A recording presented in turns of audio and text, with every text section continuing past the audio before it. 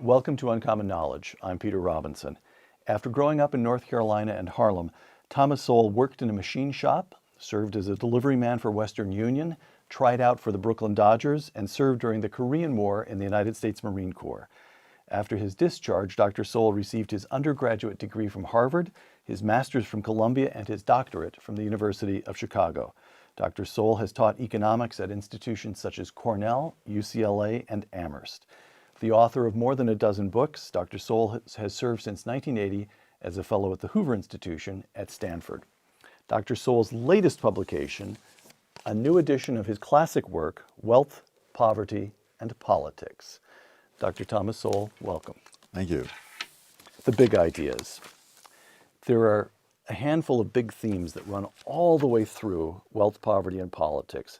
One of the themes, and I'm quoting from the book now, it is not the origins of poverty which need to be explained.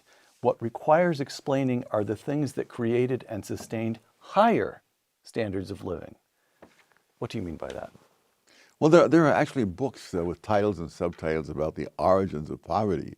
Well, the entire human species began in poverty. So I don't know how we're going to say, what is the origin of this, perhaps in the Garden of Eden or someplace.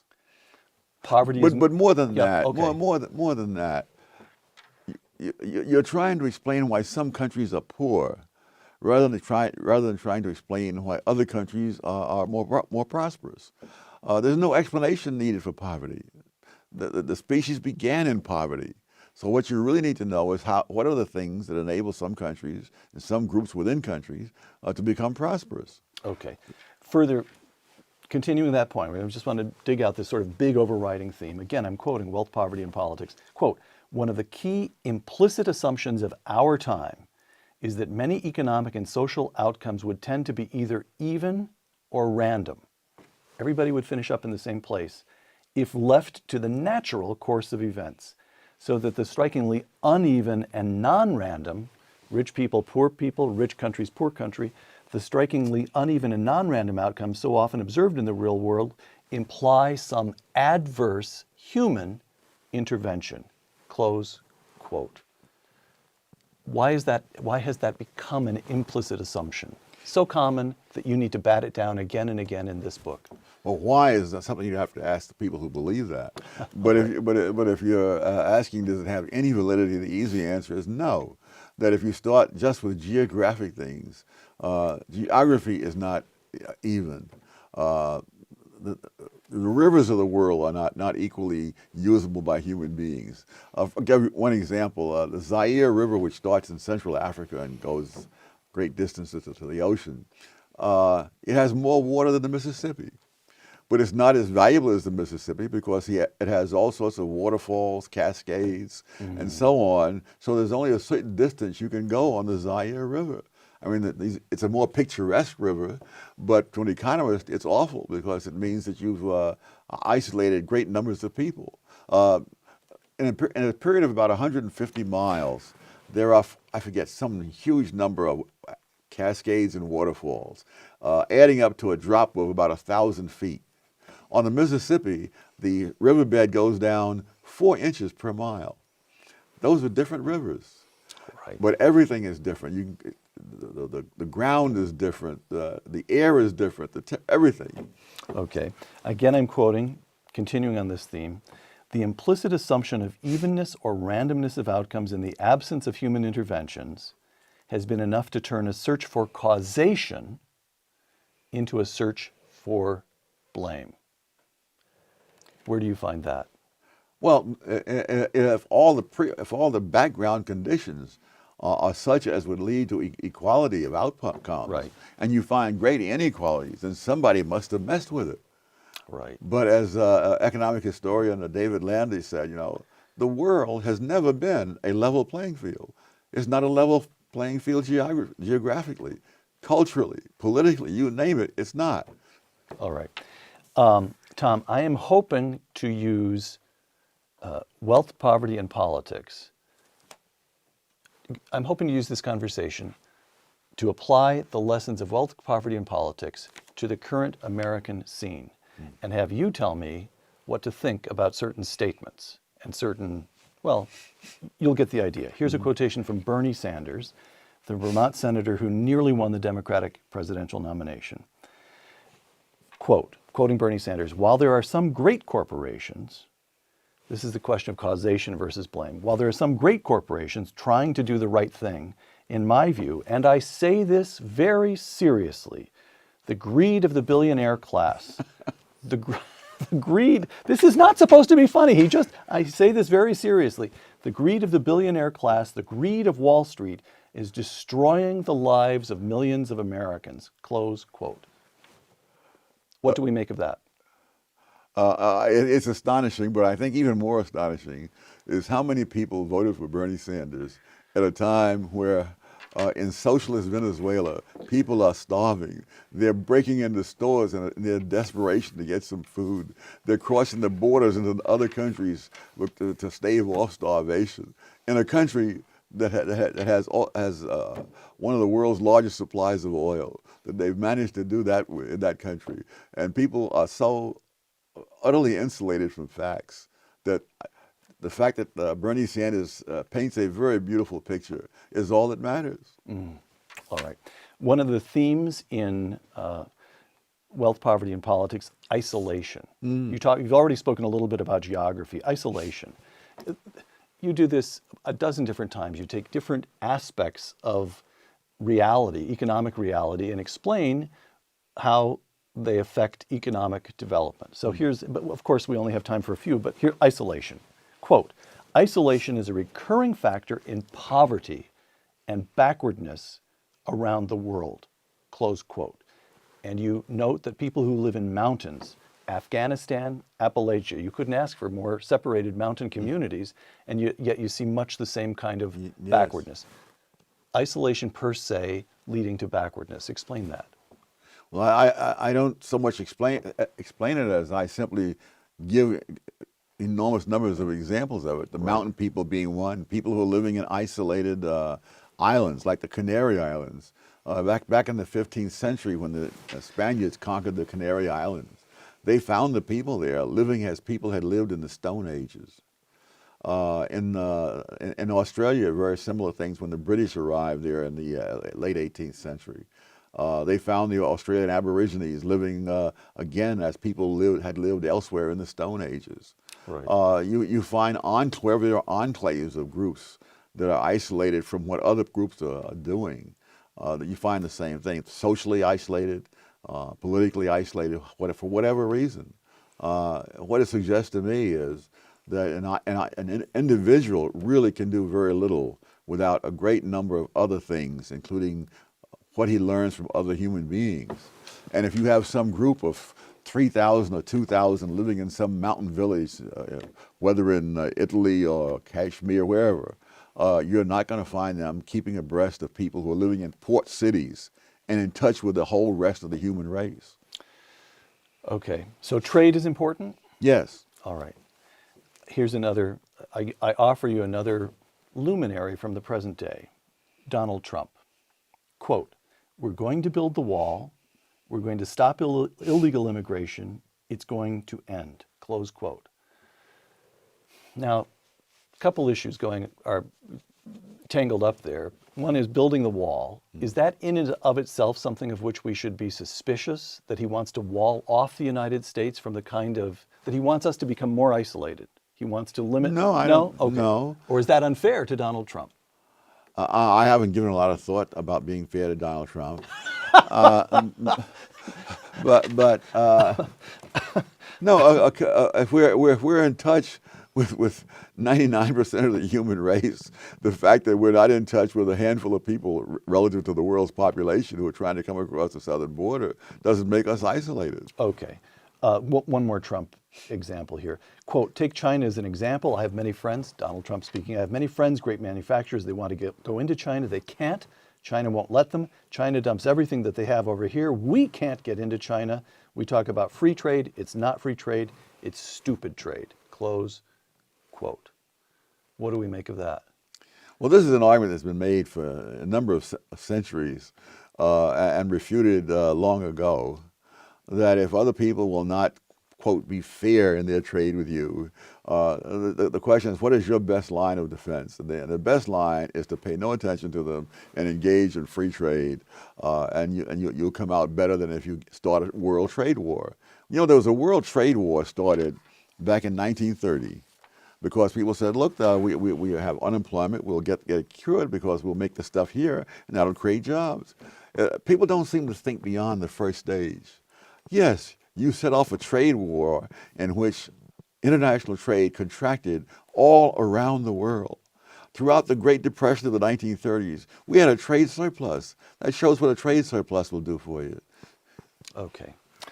Another theme that you discuss in Wealth, Poverty, and Politics, inequality.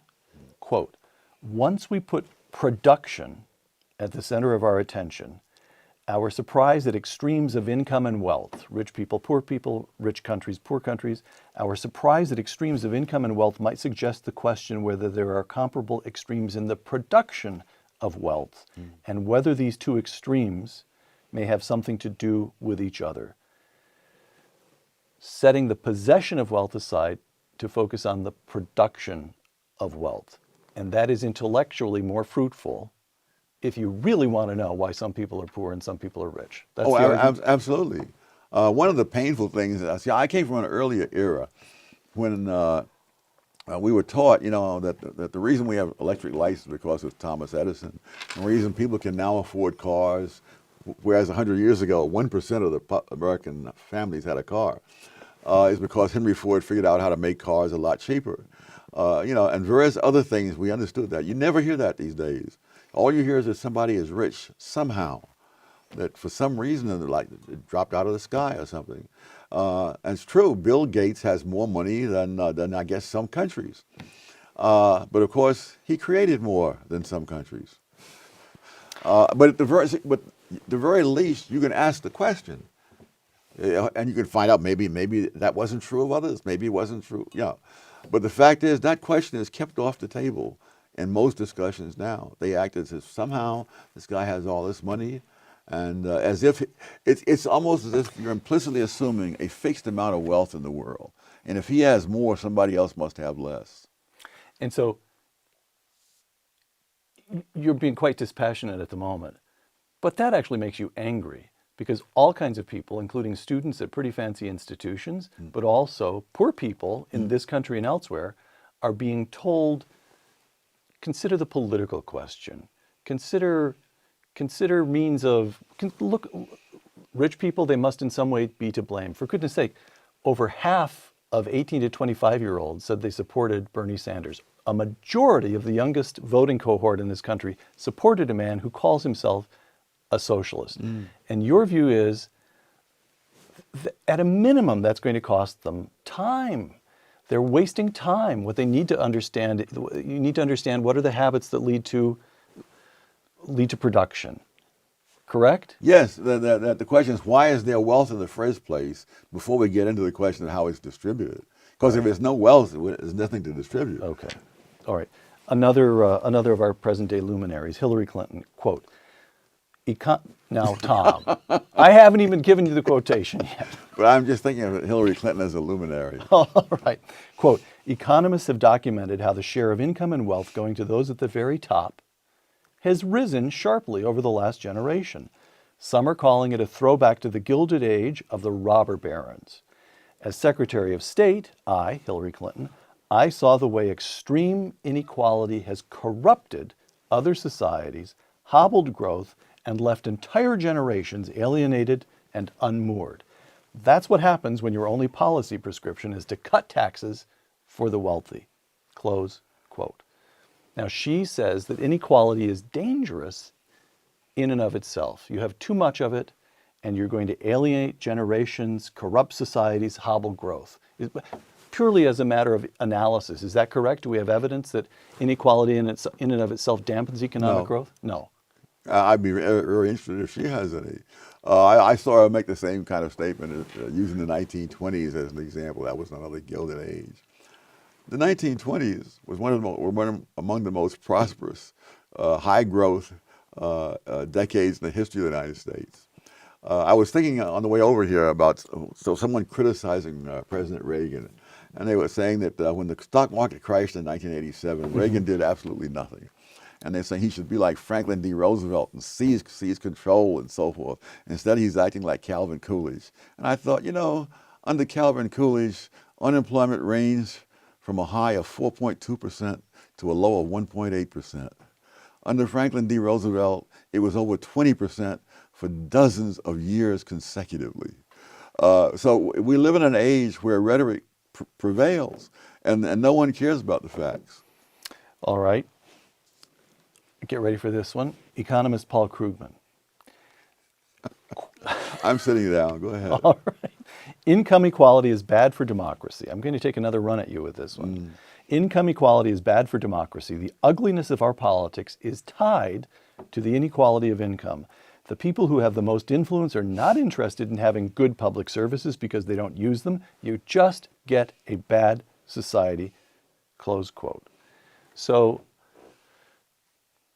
you don't buy any of that. You don't buy this notion that the elite in this country, the top 1%, the ones who have somehow disconnected, they don't live like ordinary people. Therefore they just don't care about. They don't care whether the government is effective for ordinary people. Oh my goodness, it's hard even to know where to start. These percentages are so trash. I recently did a column based on Mark Twain's statement that there are three kinds of lies: lies, damn lies, and statistics. Right. And these percentage statistics. Let me give you statistics. Piketty has said, these top people, these top 10%, he used his example. They have such disproportionate influence and so forth. They sit atop society and all of that. And if you get into the statistics, you discover that 53% of American households are going to be in the top 10% at some point or other in their lives. You talk about these percentages as if these are ongoing, the same set of people in this bracket, that bracket. And most Americans do not stay in the same 20% bracket for for more than 1 decade. So much less for life. So it's largely a life cycle. You're poor when you're young, and you're doing fine when you're older. Yes, and there's nothing mysterious about that. Probably most people in this country, when they started out as entry-level jobs, were not making what they're making when they're 40 years old. Right. Heaven knows I was being paid $2 a day to deliver groceries and depended on tips for the rest. All right. Staying with inequality for just a moment, because it's such a big theme in the current electoral cycle. Once again, wealth, poverty, and politics. Quote, the welfare state, which, by the way, is the recourse of virtually everybody who's concerned about inequality. Let's redistribute from the rich to the poor. Fine. So we expand the welfare state. And you argue, quote, the welfare state reduces the incentives to develop human capital, and receiving the products of other people's human capital, that is getting money from the rich if you're poor, is by no means as fundamental as developing one's own human capital, close quote. What is human capital, and why does the welfare state suppress the incentives to develop it? Well, human capital is the ability to create the material things that constitute wealth. People have been puzzled by the fact for a long time that after a major war with huge destruction, once peace is restored, the economy gets restored often in a very few years. I think Western Europe after World War II, everything that was there was bombed, and they wonder why. How can that be? And John Stuart Mill explained this back in the middle of the 19th century, that the material things are going to be used up and wear out, whether there's a war or not. And so it's really the ability to reproduce, to operate those things, to maintain them, and then reproduce them was necessary. That's the real wealth. And so when you destroy the physical wealth, you really haven't done as much as if you destroy the human capital. A classic example, in the 1970s, Uganda decided that the Gujaratis from India were just too wealthy and controlled too much of the economy. They sent them out, and they wouldn't let them take their wealth with them. And so the Gujaratis arrived, mostly in England, destitute. And the Ugandan government has taken over all this material stuff. Over a period of a relatively few years, the Gujaratis were prosperous in England, and the Ugandan economy collapsed because they didn't have people who could do what the Gujaratis were doing, and so they no longer had the same production. It's also one of the problems with trying to finance things by confiscating the wealth of the wealthy. All you can confiscate is the material wealth. You cannot confiscate the human capital. So the true wealth, the enduring wealth, the wealth that leads to wealth in the material world is between people's ears. Absolutely. And why does the welfare state suppress incentives for poor people to develop their Of course, human capital? you can live off what other people have produced. And it's not just the welfare state. It's true among nations. Spain, for example, during its heyday in the 16th, 17th century, it received gold and silver literally by the ton, something like 200 tons of gold. If you can imagine, gold is normally measured in ounces. So they get 200 tons of it from the Western Hemisphere colony. They get, I think, some 1,800 or something, 1,000 ounces of silver. And so Spain didn't have to develop its human capital, and it didn't. It bought whatever it wanted because it had all of this. But when all of that money was spent and the colonies broke free and so on, Spain had nothing. And so Spain is today one of the poorest countries in Western Europe. And that's just what the Saudis are afraid of right now. And that's happening in Saudi Arabia. It's already happening in Saudi Arabia. Here, nature has given out to Saudi Arabia all this wealth. Great. The elite don't have to work. They live in have fabulous wealth.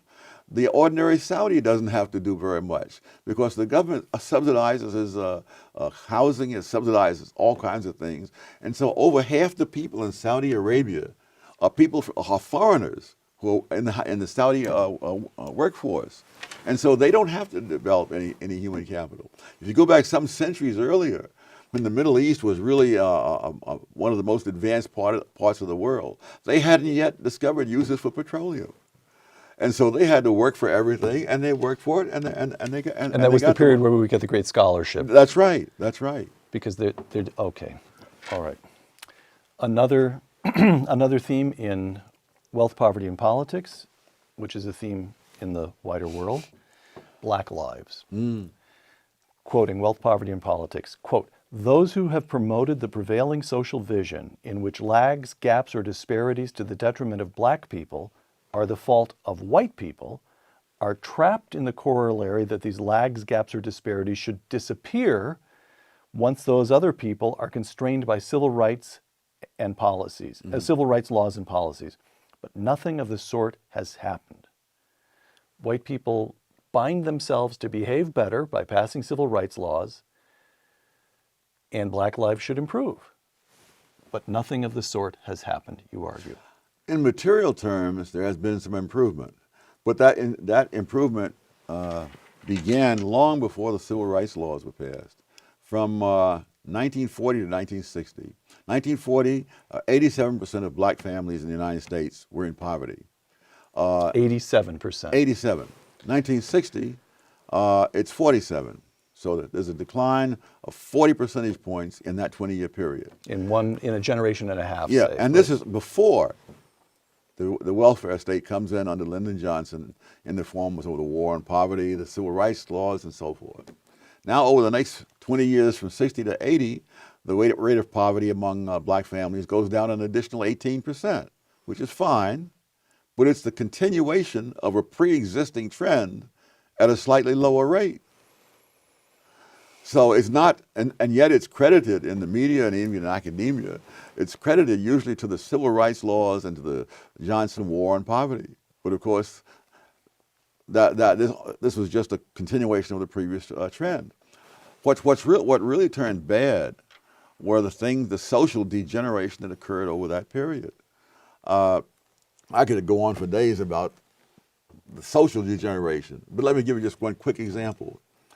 When I grew up in Harlem in the 40s and 50s, I never heard a gunshot. Now, I'm sure someone fired a gun somewhere in Harlem, but it was not such a pervasive thing that you had to hear it. I have relatives in Washington. I asked them the same question, people in my generation. Growing up in Washington, D.C. Yes, and low-income Black neighborhoods. Did you ever hear a gunshot when you were growing up? And the answer was no. I have relatives in North Carolina. Ask the same question. No. And now, you know, people in housing projects especially, they put kids, some of them, to bed in bathtubs so that they won't be hit by stray bullets in the night. That's the homicide rate in the years that I was growing up, and I was really quite lucky as I went through the research I discovered, being in the right place at the right time. The homicide victimization rate among black males in the decade of the 1940s declined by 18%. From 1950 to 1960, it declined another 22%. And then in the 1960s, when all these wonderful new ideas in the criminal justice system came in, all of that reversed, and it shot up 89% in one decade, wiping out all the progress of the two preceding decades. And you could run through a great number of other things. Children raised without two parents present. That was about 22% in 1960. One generation later, it was 67%, and it's gone up a little since then as well. And now the rate among whites is higher than it was among blacks in 1960. Right. So if you look at what actually happens in the wake of these wonderful sounding policies, you see disaster after disaster. All right. So, very important question. Are the wonderful sounding policies simply irrelevant, beside the point, or do they actually play a role in these social pathologies? It would be an incredible coincidence. But you see, and in fact, and I go into this in more detail in this second edition in the book. You see exactly the same pattern in Britain, and all the things that are, in fact, right down to riots in London, Manchester, and other cities, which read just like riots in Ferguson and Baltimore. And the things like you know, race is not an issue because most of those people are white who are doing all of these things, right down to setting fire to police cars. So you see the same policies are brought in. And another thing that's very similar, and this gets into human capital again. People are saying, you know, poor people can't rise in America anymore. And the data that they use leave out immigrants. Immigrants come here with little more than the clothes on their back. Go in here, and by the next generation, their kids are excelling in school, going off to leading colleges and into professions. Colin Powell his parents were Jamaican, as I recall. Yes. And wasn't he raised in Harlem? He's about two generations. I don't know if he was Harlem raised there. Or Brooklyn. New York, I don't know as where he recall. was raised. I know he went to college at City College, which is on the edge of Harlem at that time. Is now in the middle of Harlem. Got it. So, all right, Hillary Clinton, quote, this is in response, she was asked a question by an activist from Black Lives Matter, and here's Hillary Clinton's reply. I don't believe you change hearts. I believe you change laws. You change allocation of resources. You change the way systems operate. You're not going to change every heart, but at the end of the day, we can do a whole lot to change some systems and create more opportunities for people who deserve to have them. Close quote. Is there anything in there that would lead to policies that might actually improve opportunities for African Americans? Easiest question of all, no. And I noticed that Hillary Clinton and many of the people who support the welfare state, who incidentally, when they want to help black people, they want to help those black people who are doing something wrong. That is, rioters, ex-convicts. You know, they want to stop the schools from disciplining black kids, males who misbehave in school. I don't hear them concerning themselves about the blacks who are the victims of the people who are doing wrong. One of the classic examples to me of few things that are going very well in the ghettos across the country, and that's some of the charter schools that have come in, where the public schools, the kids are just wiped out. I mean, the kids in those ghetto schools often are 2 or 3 years behind the national norms and all kinds of stuff. But in some of these ghetto schools, especially those run by the KIPP organization or by the Success These charter Academy, schools. I'm sorry, Right. yes, charter schools in the ghetto. Right. Their kids are scoring at levels equal to, and in some cases better than, that in affluent suburbs where the kids come from families making 200 grand a year. And you would think, my God, this is something that ought to get a lot of attention. The welfare state supporters are fighting against charter schools. The NAACP is fighting against charter schools. The teachers' unions give a lot of money to politicians. They give money to the NAACP. Moreover, if you have people coming in with charter schools, then you don't have the local political ward heelers, as it were, controlling all these resources that they can use to reward their friends and punish their enemies. And so therefore they want a control of the schools because the schools are a source of jobs. Whether or not the kids learn anything is not their concern. I think it's the most cynical thing you can find in American politics are those people who are making themselves big champions of blacks and yet who are fighting against it. The one school, kind of schools that are offering a way out of poverty for millions of black kids. I've already quoted Hillary Clinton. Donald Trump this past summer, quote, "The Democratic Party has failed and betrayed the African American community. Democratic crime policies, education policies, and economic policies have produced only more crime, more broken homes, and more poverty. I, Donald Trump, I am asking for the vote of every African American citizen struggling in our country today who wants a different future. Jobs, safety, opportunity, fair and equal representation." Close quote. Give that a grade. Well, for intentions, as a summary of what has happened in the past, I would give it an A. As an indication of what will or will not be done if Donald Trump becomes president, who knows? Who knows? Is there any place where you see hope? I do see hope in things like the charter schools. Most people are unaware that not only do charter schools educate kids from the very same ghetto neighborhoods, in many cases, and I believe in most cases, they educate them in the same buildings. Oh, really? Yes, and so you'll have like the public school 185, and they're on the first, second floor, and up on the third floor there'll be the kids from the charter school. Of course, they don't usually build buildings for charter schools. I mean, it's too expensive. And the kids on the first three floors, are scoring down below the 10th percentile. And the kids on the third floor are scoring above the 80th and sometimes 90th percentile. And they're in the very same building. And they were not chosen by skimming the cream. They were chosen by lottery. Okay. Some final questions. Again, I'm going to quote from Wealth, Poverty, and Politics. Quote, "At a dire time in my life as a young man, I pawned my one suit in order to get money to be able to eat. After emerging from a pawn shop on the Lower East Side of New York, which was a predominantly Jewish neighborhood at the time, I went into a nearby eating place and ordered a knish and an orange soda. Many years later, I would eat at the Waldorf Astoria, in Parisian restaurants, and in the White House. But no meal ever topped that knish and orange soda." Close quote. And none ever will. And none ever will. How?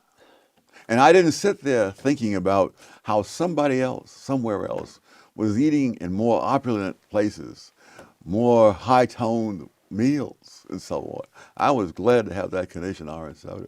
Well, you're answering my question, I suppose, because my question is, how is it that Tom Sowell, how is it that you went from a situation that was so dire that you had to pawn some clothes to eat to becoming author of over a dozen books?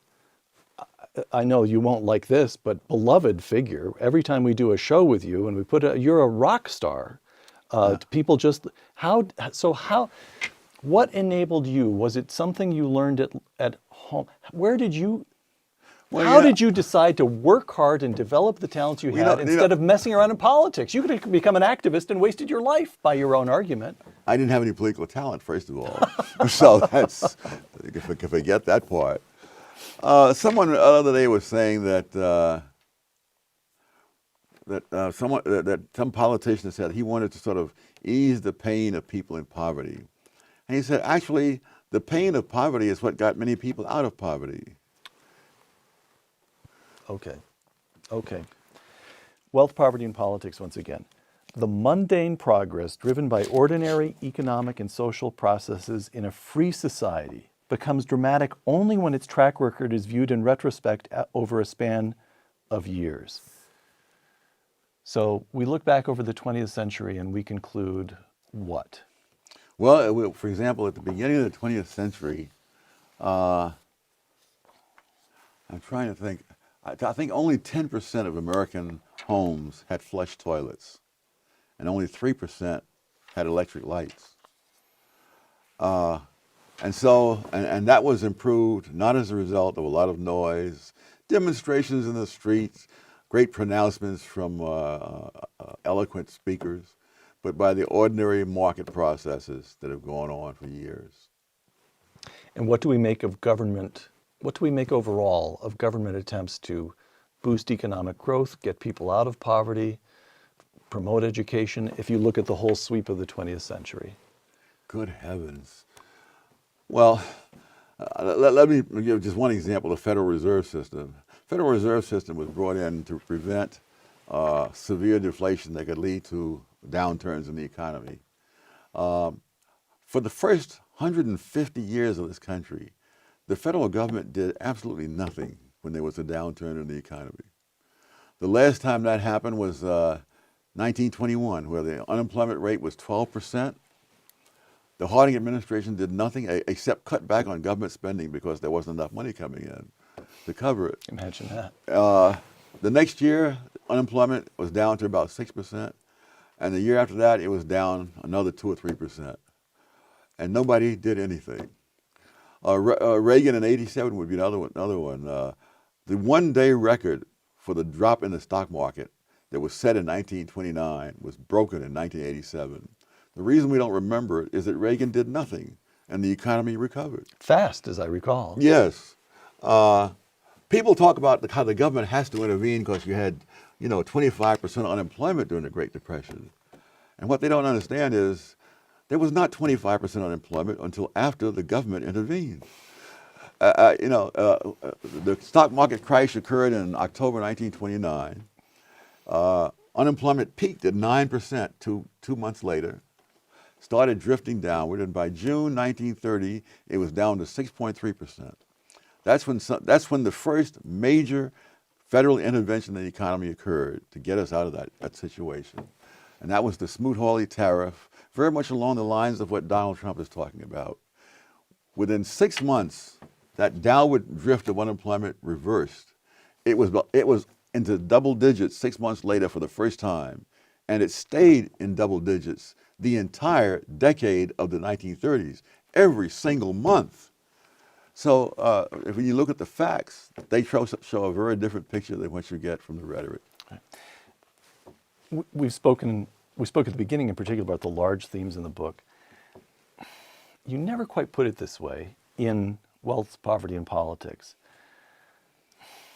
But it seems to me that there's an implicit argument in the book that if you pay enough attention to the facts, that if you develop enough historical awareness of economic development as it actually unfolds, then you end up recognizing all that we receive from those who have gone before. Oh, yes. It almost seems to me this is a book, in some implicit way, this is a book about character, about the importance of humility and gratitude. Is that fair? Yes, yes. I mean, 90% of what we have is because of other people who went before us. Got it. And that's why isolation is so deadly. If you're isolated in places where you don't get that benefit, you're lost. Angelo Codavia, who used to be a fellow here at Hoover, once said, you can draw a line in Europe starting at the Baltic, and he said where it should go, and all the way down to the Adriatic. He said, and a baby born on this side of that line will have a very different life from a baby born on the other side of that line. And that's not due to merit or evil or whatever. It's due to the fact that economic development has never been equal, It's been grossly unequal, and if you happen to be in the wrong place at the wrong time, you're in big trouble. Great. Tom, would you do something, would you close the program by reading some of your own words? If I still agree with it. Edit as you go along if you'd like. Ladies and gentlemen, Dr. Thomas Sowell reading from Wealth, Poverty, and Politics. It is by no means obvious why we should prefer trying to equalize incomes to putting our efforts into increasing output.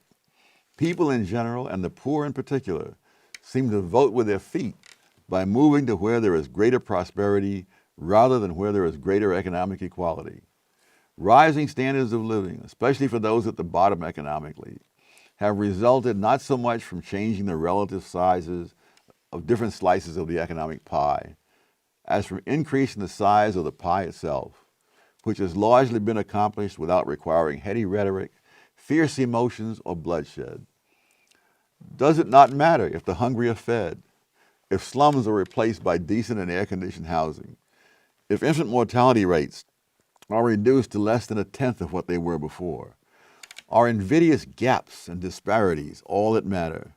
In a world where we are all beneficiaries of enormous windfall gains that our forebears never had, are we to tear the society that created all this apart because some people's windfall gains are greater or less than some other people's windfall gains?